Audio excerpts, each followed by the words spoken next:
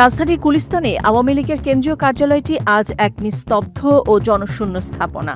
এককালের কোলাহলপূর্ণ এই চত্বর এখন দলটির রাজনৈতিক অস্তিত্ব সংকটের এক মৌন সাক্ষী। ২৪-এর গণ অভ্যুত্থানের পর ২ বছর পার হয়ে গেছে। এই দীর্ঘ সময়ে বাংলাদেশের রাজনৈতিক ও সামাজিক মানচিত্রে এমন সব পরিবর্তন এসেছে যা একসময় অকল্পনীয় ছিল। জনমনে আজ বড় প্রশ্ন, আওয়ামী লীগ কি আদৌ ফিরতে পারবে? আর ফিরলেও তারা গত ২ বছরে নিজেদের মনস্তাত্ত্বিক ও সাংগঠনিক কাঠামোতে ঠিক কতটা গুণগত পরিবর্তন আনতে পেরেছে।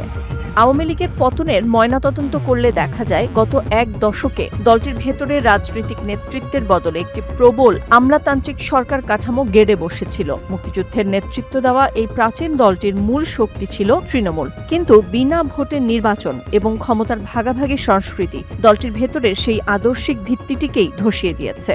স্মরণকালের ভয়াবহ সংকটে পড়লেও আওয়ামী লীগ কি তাদের পতনের মূল কারণগুলো অনুধাবন করতে পেরেছে? গত ২ বছরে দলটির ভেতর কার্যকর কোনো শুদ্ধি অভিযান বা আত্মসমালোচনার লেশ মাত্র চোখে পড়েনি। তাদের শাসন আমলে যে লাগামহীন দুর্নীতি, ব্যাংক লুট এবং অলিগার্কিক ক্ষমতার চর্চা চলেছিল তার দায়ভার নিতে আজও তারা নারাজ। এখানে এক চরম বৈপরীত্য দৃশ্যমান। দলের হাজার হাজার তৃণমূল কর্মী যখন জেল হাজতে মানবেতর জীবন কাটাচ্ছেন, তখন প্রভাবশালী অনেক নেতা ও অর্থ লোপাটকারী বিদেশে বিলাসী জীবনযাপন করছেন। বর্তমানে শেখ হাসিনার নিয়মিত ভার্চুয়াল বৈঠক এবং সেখানে ব্যবহৃত বক্তব্যের সুর দলটির ভবিষ্যৎ নিয়ে নতুন উদ্বেগের জন্ম দিচ্ছে। অনলাইনে ছড়িয়ে পড়া এসব ক্লিপে গঠনমূলক সমালোচনার চেয়ে বিষোদাগার এবং দেখে নেওয়ার চরম প্রতিহিংসামূলক প্রবণতাই প্রাধান্য পাচ্ছে।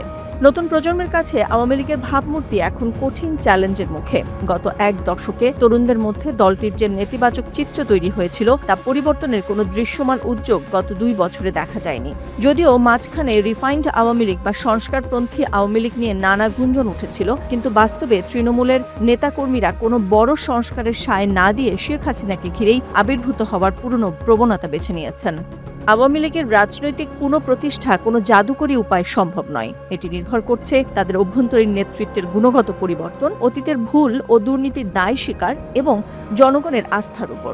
আওয়ামী লীগ কি পারবে দুর্নীতিবাজ ও লুটেরারদের হাত থেকে মুক্ত হয়ে সাধারণ মানুষকে নিয়ে রাজনীতির নতুন কৌশল তৈরি করতে, নাকি তারা পুরনো পথেই হাঁটবে?